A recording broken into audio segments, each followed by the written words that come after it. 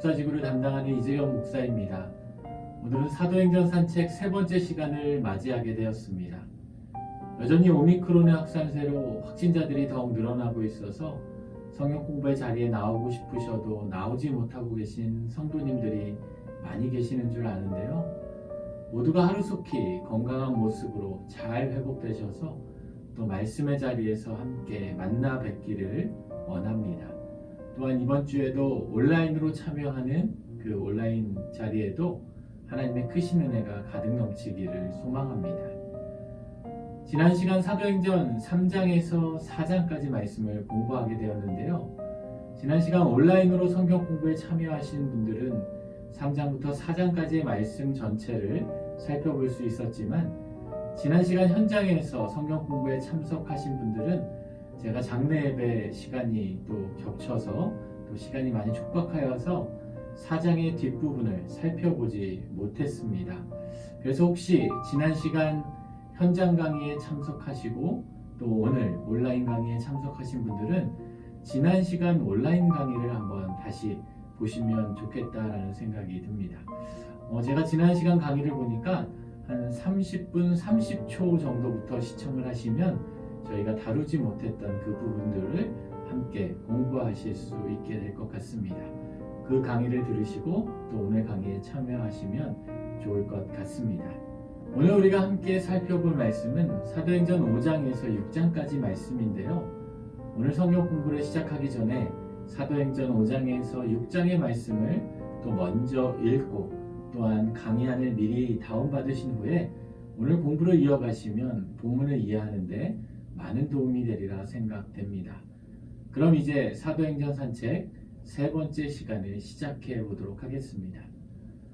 먼저 지난 시간 사도행전 3장과 4장의 말씀을 간략히 정리해 보도록 하겠습니다. 사도행전 3장에서 4장까지의 말씀은 성령 충만함으로 변화된 베드로의 사역에 대한 말씀이 주된 내용을 이루고 있었는데요. 기도하러 성전에 올라가는 길에 그 미문 앞에서 나면서 못 걷게 된 사람을 만나게 되었고 그에게 나사렛 예수의 이름으로 일어나 걸으라는 명령을 통해 이 사람은 걷고 뛰게 되었고 또 성전으로 들어가 하나님을 찬송하게 되는 새로운 삶을 살아갈 수 있게 되었습니다.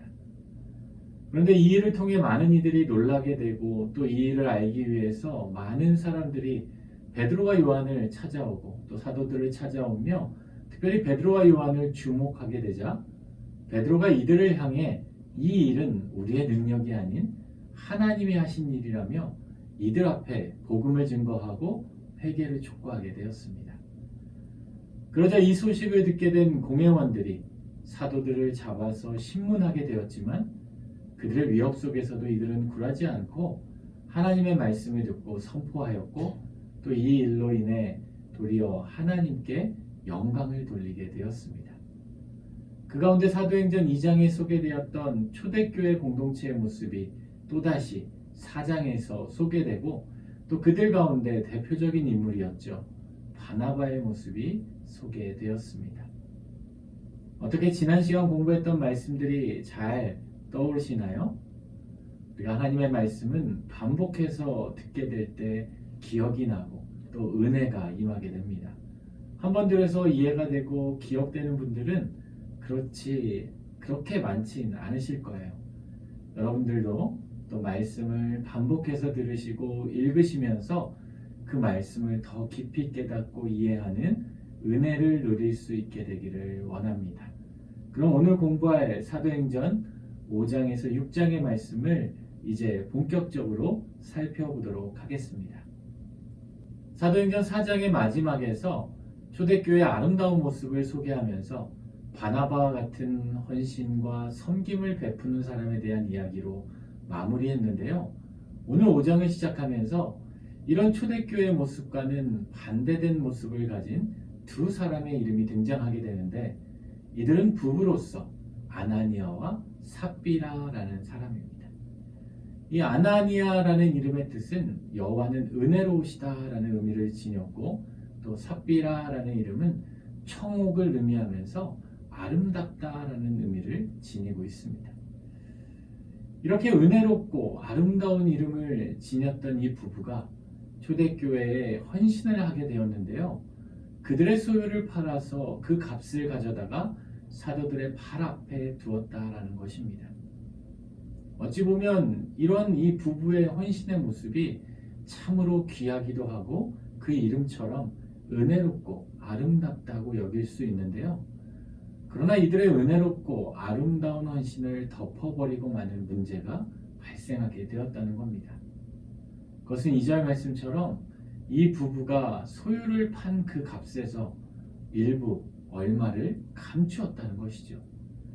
여기서 감추다라는 헬라어 단어는요, 단순히 그것을 숨긴 게 아니라 다른 의도와 목적을 가지고 그들이 착복한 것을 의미해주고 있습니다.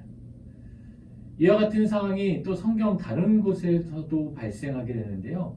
우리가 여호수아 7장에서 여리고성을 정복하고 모든 전리품을 하나님께 바치라는 명령을 어긴 그 아간이 그 전리품의 일부를 감추었을 때 바로 이와 동일한 의미의 단어를 사용하고 있습니다.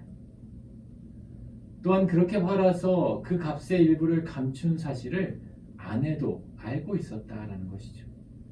아나니아뿐만 아니라 삽비라도 그 남편과 함께 동일한 마음으로 공범이 되어서 행동을 하고 있다라는 것입니다. 이런 부부의 모습을 알게 된 베드로는 아나니아를 향해 어찌하여 사탄이 내 마음에 가득하여 내가 성령을 속이고 감추었느냐라며 묻게 되었습니다. 이 일은 단순히 그 값을 감춘 사건이 아니라 이것은 교회와 하나님 앞에서 행한 일로 성령을 속이고 감춘 큰 죄악이라는 말씀입니다. 그러면서 베드로는 4절 말씀을 통해 그 땅을 팔기도 전에 사실 너의 땅이었고 그 땅을 판 후에도 너의 땅으로 그 값을 너 마음대로 사용할 수 있는데 도대체 무슨 생각으로 이런 거짓을 행하였냐며 그들에게 묻게 되었습니다. 다시 말하면 그 땅을 팔고 그 값을 사도들에게 헌신할 때 이 부부는 그 값이 일부임을 이야기하고 헌신하지 않고 그 값 중 일부를 감추고 착복하고 이것이 전부인 것처럼 거짓말을 하고 헌신하였다라는 것입니다. 아마도 영적으로 둔감했던 아나니아와 삽비라 부부는 이러한 심각성을 전혀 인식하지 못하고 있었을 것 같습니다. 이런 모습을 통해 4장에 나오는 바나바와 5장에 나오는 이 아나니아와 삽비라의 모습이 서로 대조를 이루고 있음을 알 수 있게 되는데요. 바나바는 순수한 마음으로 자신의 소유를 팔아서 그 온전한 값을 사도들의 발 앞에 두었다면 아나니아와 삽비라는 그들의 나눔과 헌신의 마음이 그들에게 있었지만 그 값의 일부를 감추었던 모습을 통해 그 부부에게는 그들의 헌신이 사람들의 칭찬을 받고자 또 인정을 받고자 하는 위장된 헌신의 모습이 그들에게 감추어져 있음을 알 수 있게 됩니다. 이에 아나니아가 그 일로 인해 엎드러져 혼이 떠나게 되어 죽게 되고 말았고 이 소식을 듣게 된 다른 사람들도 다 크게 두려워하게 되었습니다. 여기서 사람들이 두려워했다라는 모습을 통해 이들 공동체 가운데에도 아나니아와 삽비라와 같은 마음을 품고 있는 사람들이 있었음을 알 수 있게 됩니다. 헌신은 하고 싶지만 그런 마음이 그들에게 있지만 그 헌신이 하나님을 향한 전적이고 온전한 헌신이 아니라 때론 그 일을 통해서 나도 드러내고 싶고 또 나도 내세우고 싶은 헌신이 이들의 모습 가운데 나타나게 되었다라는 것입니다. 원래 성경에서 하나님께 드려지고 헌신된다라는 것은요, 히브리어로 헤렘이라는 단어로 사용되어지고 있는데요. 이렇게 하나님께 드려지고 하나님께 헌신되고 바쳐진 것이 그것에 우리가 함부로 손을 대거나 우리의 뜻대로 그것을 사용하게 된다면 그로 인해 우리의 인생 전체가 하나님께 바쳐지게 되고 말기 때문에 하나님께 드려지는 것은 우리가 철저하게 구별하여 온전히 하나님께 드릴 수 있어야 할 것입니다. 그렇게 아나니아를 장사한 지 3시간쯤이 지나서 아나니아의 아내 삽비라가 자신의 남편을 장사한지도 모르고 돌아오게 되었는데요. 베드로가 그녀에게 너희 땅을 판 값이 이것뿐이냐 묻게 되었고 삽비라는 그것뿐이라고 거짓말을 하게 되었습니다. 이에 베드로가 그녀에게 너는 어찌하여 아나니아와 함께 꾀하여서 주의 영을 시험하려 하였느냐라며 그녀를 책망하며 너도 남편 아나니아와 같이 장사하게 될 것이라 선포하게 되자 남편 아나니아를 장사하고 돌아오는 사람들이 발이 돌아오게 되자마자 곧 아내 삽비라도 그 남편과 같이 엎드러져서 혼이 떠나게 되었고 결국 남편 곁에서 장사되고 말았습니다. 삽비라는 2번째 기회를 얻게 되었지만 그 기회를 살리지 못하고 그 자리에서 회개치 못하고 돌이키지 못하고 또다시 거짓을 증언하게 되므로 결국 죽음을 맞이하게 되고 말았습니다. 그리고 이 일을 듣게 된 초대교회 많은 사람들이 하나님을 기만한 행위에 대하여 커다란 경각심을 가지고 크게 두려워하게 되었습니다.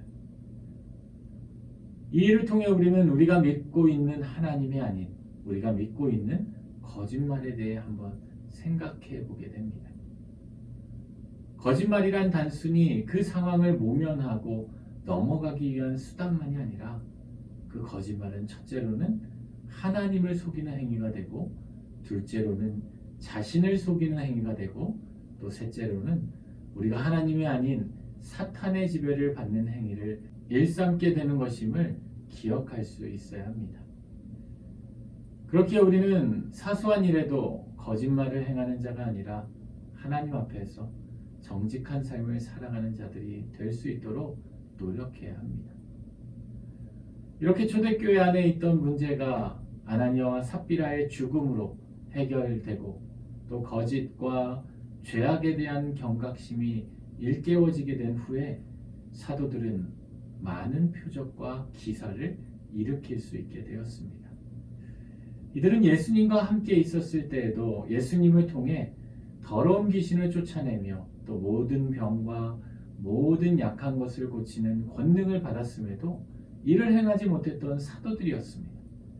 그렇지만 이들이 성령 충만함을 받게 되고 또 그들에게 임하게 된 그 권능을 통하여 사도들은 이전과 달리 많은 표적과 기사를 일으킬 수 있게 되었습니다. 그래서 많은 사람들이 솔로몬 행각에 모여들게 되었고 믿고 주께로 나오는 자들이 더 많아지게 되었습니다. 이 솔로몬 행각은 저희가 지난 시간에도 한번 살펴보았는데요. 그 미문의 맞은편에 있던 그 행각으로 이곳에서 많은 사람들이 가르침을 받는 장소라고 생각하시면 될 것 같습니다. 이제까지는 120명 또 5,000명의 숫자적인 기록이었지만 이제는 그러한 숫자를 뛰어넘는 수많은 인원들이 주께로 나오게 되었음을 알 수 있게 됩니다. 특별히 15절에서 16절 말씀을 보면 베드로가 지날 때 혹 그의 그림자라도 누구에게 덮이길 바라는 마음으로 많은 사람들이 사도들에게 나아갔고 또 예루살렘 부근에 수많은 사람들이 모이게 되었고 병든 사람과 더러운 귀신 들린 사람들을 데리고 사도들에게 다가갔는데 그들이 다 나음을 입게 되었음을 알 수 있게 됩니다. 이는 예수님께서 제자들을 파송하시면서 그들에게 권능을 주시고 이들로 인해 나타나길 원하는 모습이었는데요. 이들이 이제 그러한 주님이 원하시는 모습으로 믿음의 반응을 일으키고 있음을 알 수 있게 됩니다. 여기서 우리는 믿음의 반응 단계에 대해서 잠깐 생각해 보려고 하는데요. 처음부터 온전한 믿음을 가지고 또 온전한 믿음을 가지고 또 믿고 반응하는 경우도 있겠지만 실제로 많은 경우에는요. 이 믿음은 두려움의 단계에서 시작하게 됩니다. 11절 말씀에도 이 초대교회 공동체의 아나니아와 삽비라의 모습을 보면서 그들에게 많은 두려움이 있었을 것입니다. 나도 그들처럼 되는 건 아니지. 나에게도 하나님께 그렇게 감추고 있는 것들이 있지는 않은지 두려움으로 나를 바라보고 두려움으로 반응하기 시작하며 그 자리에 믿음이 시작되기 시작한다는 거죠. 그러면서 두 번째는 그 두려움을 들고 주님께로 나아가는 단계가 이어지게 됩니다. 많은 경우 이 두려움의 자리에서 멈춰서고 또 두려움의 자리에서 떠나버리고 포기하곤 하는데요. 믿음은 그 두려움을 들고 주님께로 나아갈 때 자라기 시작된다는 것입니다. 12절에서 14절 말씀을 보면 초대교회 많은 이들이 두려움 가운데 그 두려운 마음을 들고 주님께로 나아가기 시작합니다. 자신의 문제를 들고 그 두려움을 들고 그 두려움의 문제를 들고 주님께로 나아가기 시작했다라는 겁니다. 그리고 그렇게 주님께로 나아가는 그들에게 놀라운 일들이 나타나기 시작하게 된 것입니다.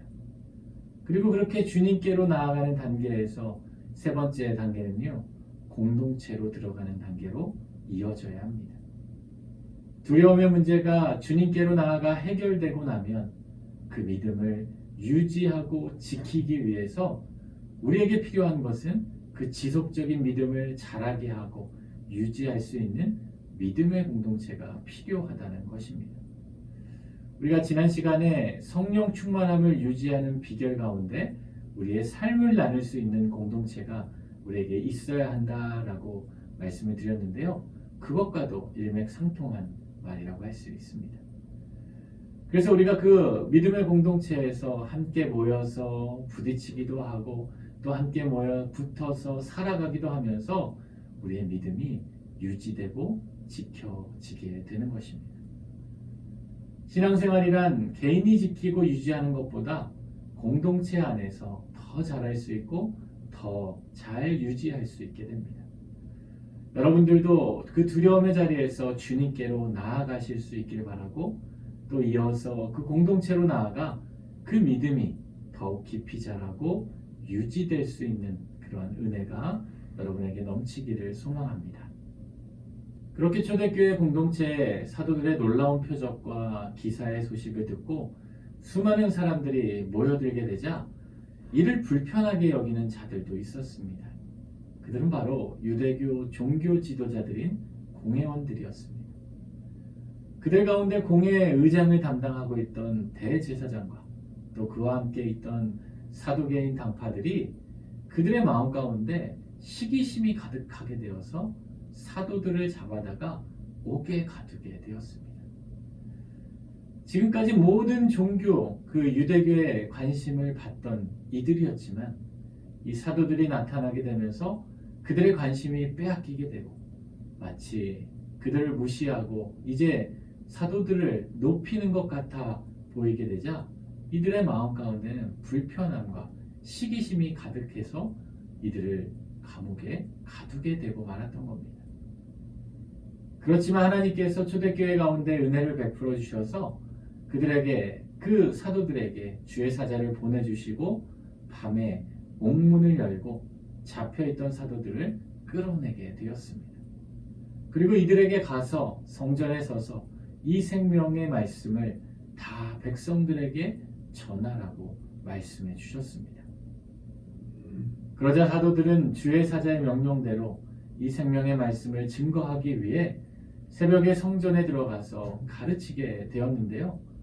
이런 사도들의 모습을 통해 곧바로 주의 사자의 명령을 따르는 즉각적인 순종의 자세를 찾아볼 수 있게 됩니다. 그런데 이와 동시에 재미있는 일이 일어나게 되는데요. 사도들이 풀려나서 새벽부터 성전에 들어가 가르치는 소식을 듣지 못했던 공회원들은 자신들 나름대로 이 사도들을 신문하려고 그날 아침에 사람들을 옥에 보내어 이들을 데려오게 하였습니다. 그리고 그들이 보낸 부하들이 그 옥에 갔을 때 그 옥문은 든든하게 잠겨져 있고 또 지키는 사람들이 문에 서 있어서 그 문을 열고 보았지만 옥 안엔 한 사람도 없음에 놀라게 되고 말았습니다. 잠시 후에 성전에 있던 사람들이 와서 아니 이 사도들이 성전에 서서 백성을 가르치고 있다라는 소식을 전해주게 되자 성전 맡은 자가 그의 부하들과 같이 성전으로 가서 그들을 붙잡아 오게 되었는데요. 그러는 과정에도 이들은 백성들이 돌로 칠까 두려워서 강제로 하지는 못했습니다.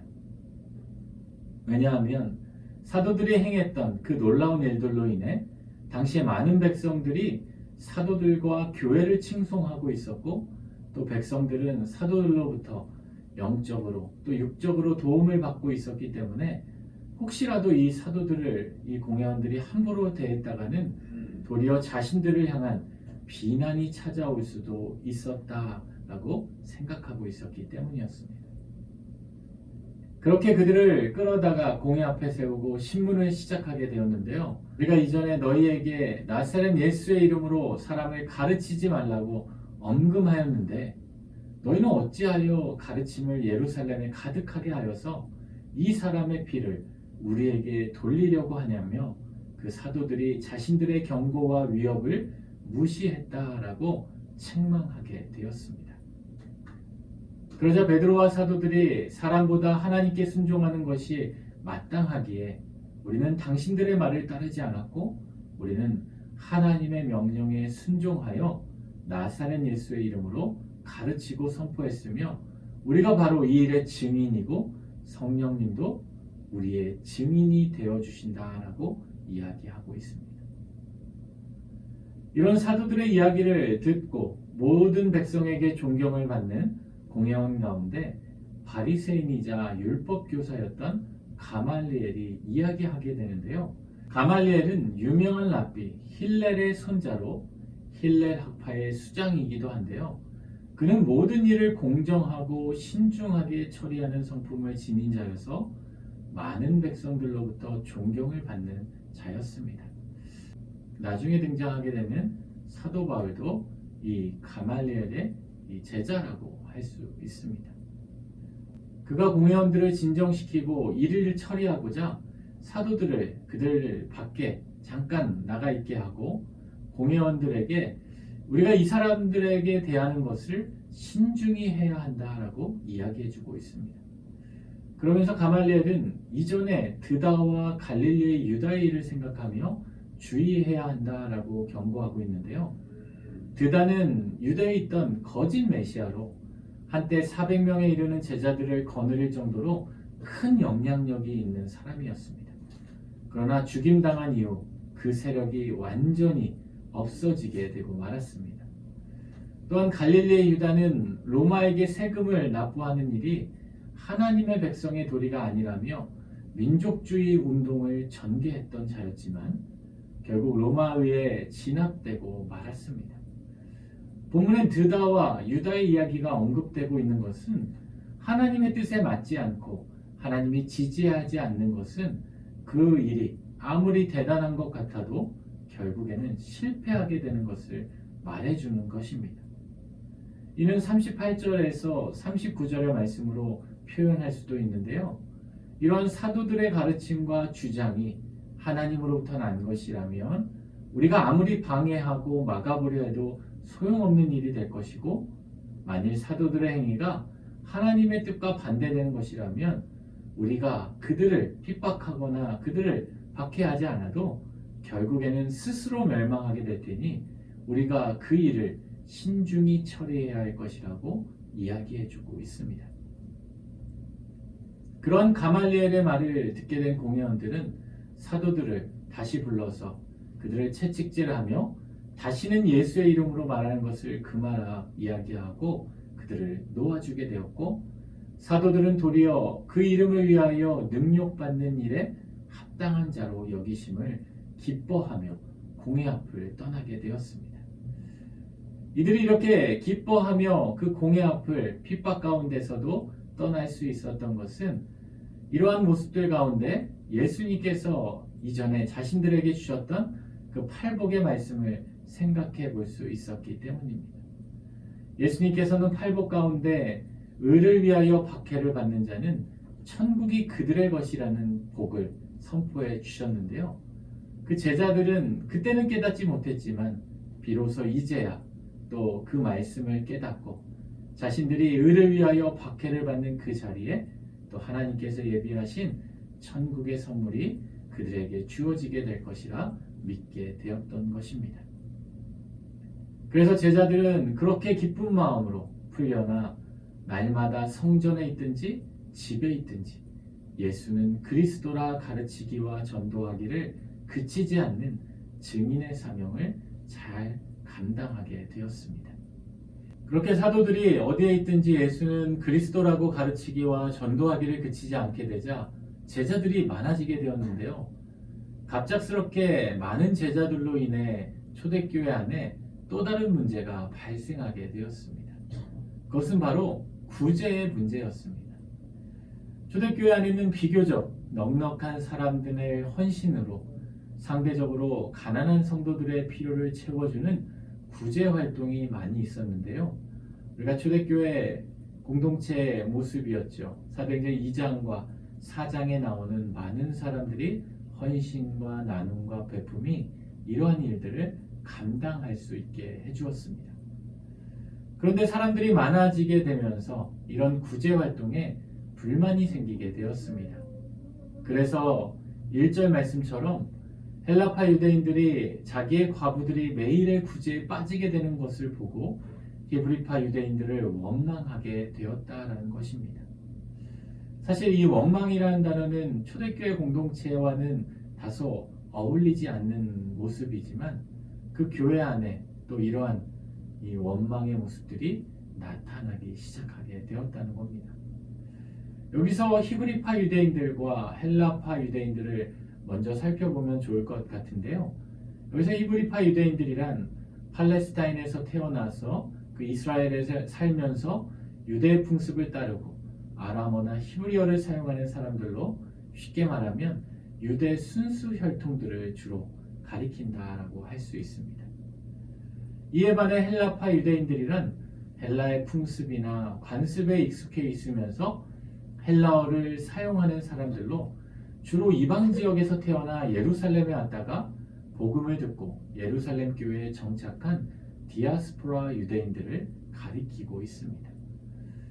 예를 들어 6월절을 맞이하여서 전 세계 열방에서 이 예루살렘에 모여든 사람들이 오순절 마가이 다락방에서 성령 강림 사건을 받고 그들이 또 그 예루살렘에 머물며 또 제자들과 함께 그 자리에 머물러 있었기 때문에 이 초대교회 안에는 처음에는 히브리파 유대인들이 많았겠지만 시간이 지날수록 점점 헬라파 유대인들이 늘어나기 시작했을 것입니다. 이렇다 보니 히브리파 유대인들이 헬라파 유대인들보다 자긍심이 더 강했을 테고 주로 초대교회 안에서도 처음에는 중심을 이루는 세력이 되었을 텐데요.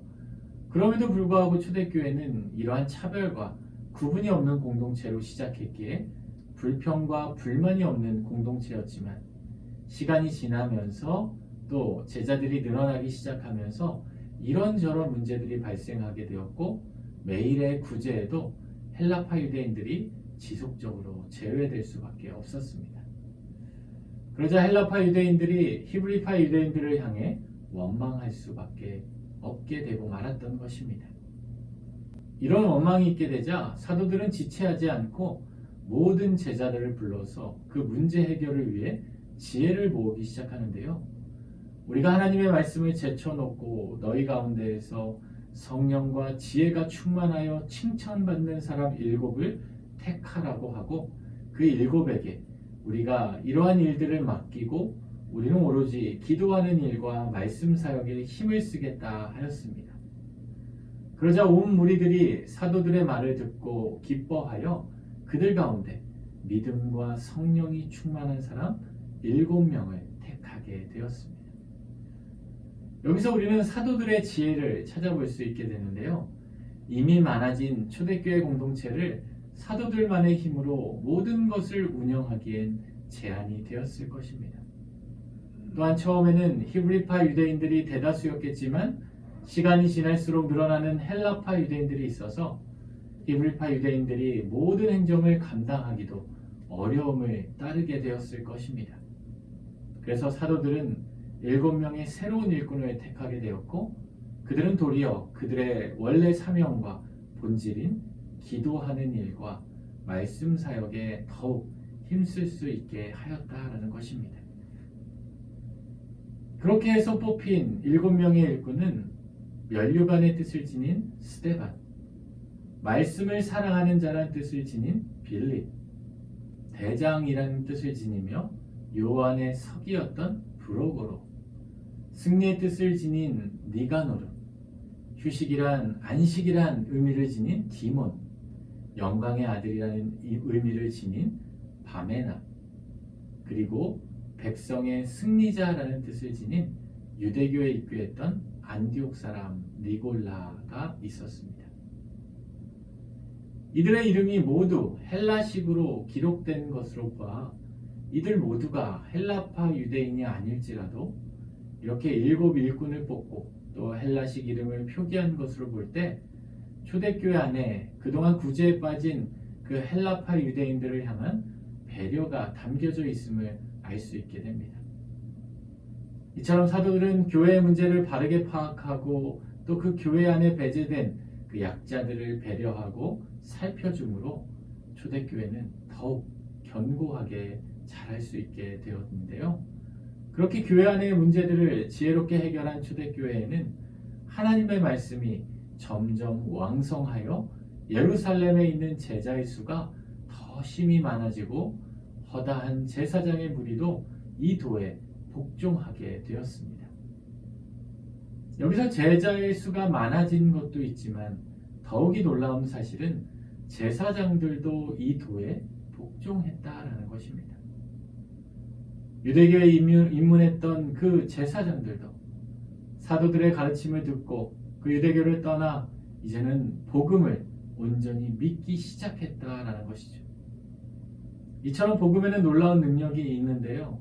우리 교회가 본질에 충성하고 또 교회 안에 있는 문제들을 지혜롭게 해결하게 되면 그때 부흥의 역사도 우리 교회 안에 자연스럽게 이어지게 됨을 알 수 있게 됩니다. 이러한 모습을 통해 오늘날 우리 교회가 어떠한 것을 붙잡고 기도하고 사역해야 하는지를 알 수 있게 됩니다.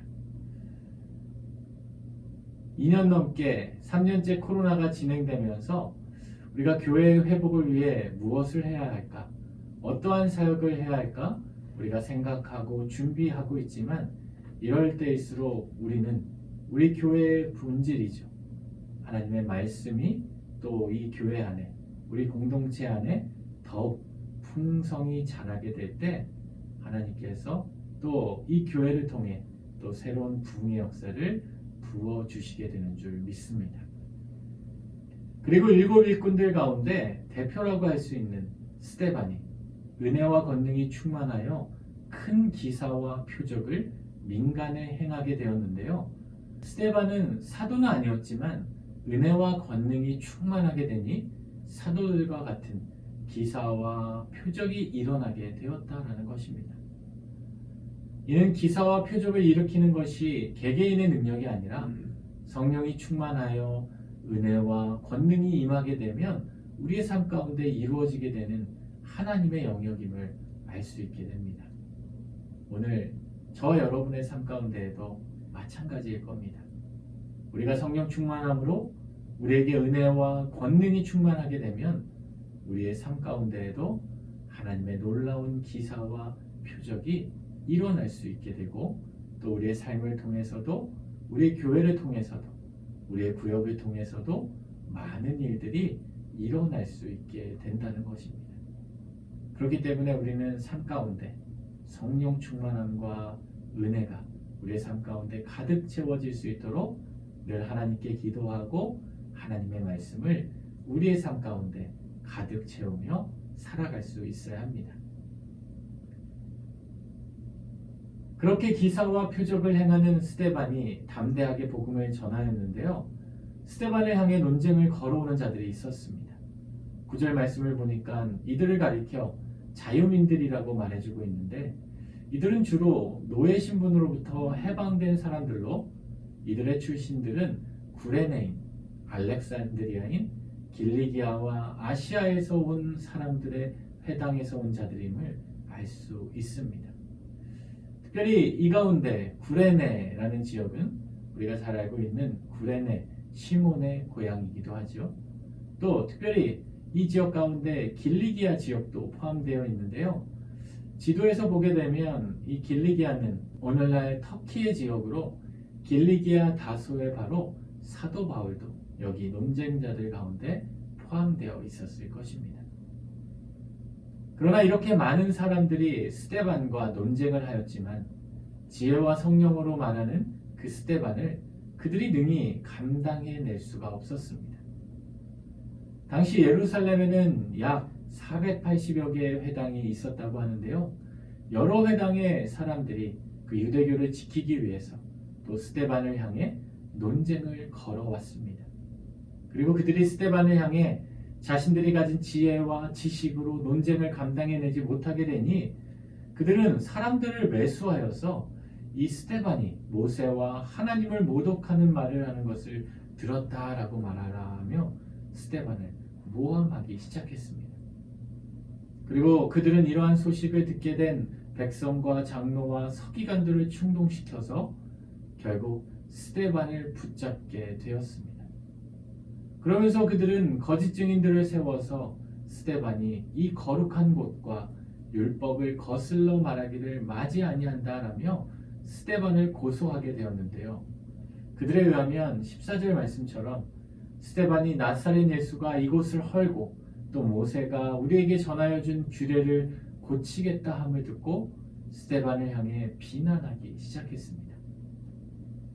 이는 당시 유대교가 가장 그들의 가치 있고 그들이 가장 핵심 있게 여겼던 것이 바로 그들의 성전이며 율법이었기 때문에 스데반이 이 성전과 율법을 거슬렀다라는 그 거짓 주장들을 듣게 된 공회원들은 마찬가지로 분노할 수밖에 없었습니다. 그래서 공회원들은 스데반을 주목하여 바라보는데 그런데 놀랍게도 공회에 사로잡혀와 신문을 당하고 재판을 당하고 억울한 누명을 쓰고 있는 스데반의 얼굴은 천사의 얼굴과 같이 평온하고 평안해 보이게 되었다라는 것입니다. 여러분의 얼굴은 어떠한 얼굴을 보이고 계십니까? 여러분의 얼굴도 천사의 얼굴과 같이 스데반과 같이 성령 충만함으로 많은 이들에게 기쁨이 되고 평안을 심어주는 그런 얼굴이 될 수 있기를 원합니다. 이처럼 우리의 마음의 중심이 하나님께 있고 성령 충만한 사람의 마음은 평안한 상태를 유지할 수 있게 된다는 것이죠. 이렇게 오늘 사도행전 6장은 스데반의 등장과 함께 담대한 스데반의 복음 전파의 모습 그리고 공회에 붙잡히게 되었지만 천사의 얼굴 같은 모습을 지니고 있는 장면으로 마치게 됩니다. 오늘 우리는 사도행전 5장에서 6장의 말씀을 공부했는데요. 변화된 사도들, 특별히 베드로의 설교를 듣게 된 초대교회 많은 성도들이 모이기에 힘쓰며 초대교회를 이루어가게 되었지만 그렇게 아름다운 교회 안에도 아나니아와 삽비라와 같은 사람들도 있었지만 하나님께서는 사도들을 통해 놀라운 기사와 표적을 이루어 주셨고 또 더욱더 큰 은혜를 부어 주셔서 이들이 모이기에 힘쓰게 하셨음을 알 수 있게 되었는데요. 그러한 초대교회 공동체 가운데 구제의 문제로 내부 갈등이 생기기도 했지만 사도들이 지혜로운 해결책으로 그 문제를 해결하게 되었고 또 새로운 일꾼을 세워서 귀한 사역을 함께 이루어가면서 하나님의 말씀이 점점 왕성하게 되어지는 모습을 살펴볼 수 있게 되었습니다. 그리고 그 가운데 스데반이 귀한 사역을 감당하였고 모함으로 인해 체포되는 모습이 바로 오늘 우리가 살펴본 말씀이었습니다. 오늘 말씀을 통해 우리가 삶 가운데 여전히 아나니아와 삽비라와 같이 하나님을 속이고 있는 우리의 연약한 모습이 있지 않은지 돌아볼 수 있기를 원합니다. 그리고 우리가 믿음 가운데 더욱 힘써야 할 것이 무엇인지를 살펴보므로 사도들과 같이 지혜로운 방법으로 주의 일을 감당하는 주님의 귀한 자녀들의 삶을 살아가실 수 있기를 바랍니다. 이번 한 주간도 사도행전 5장에서 6장의 말씀을 다시 한번 읽어보면서 말씀을 정리하시기 바라고요. 다음 이 시간에는 사도행전 7장에서 8장의 말씀을 공부할 예정이니 미리 사도행전 7장, 8장 말씀을 읽어오시면 좋겠습니다. 이번 한 주간도 믿음 안에서 평안하시기를 바라며 다음 이 시간까지 하나님의 크신 은혜와 사랑이 가득 넘치기를 우리 주님의 이름으로 축원합니다. 기도하겠습니다. 하나님, 오늘도 우리의 삶이 성령의 충만함을 덧입어 하나님 말씀이 넘치고 은혜가 넘치는 복된 인생들이 되게 하여 주옵소서. 예수님의 이름으로 기도드립니다. 아멘.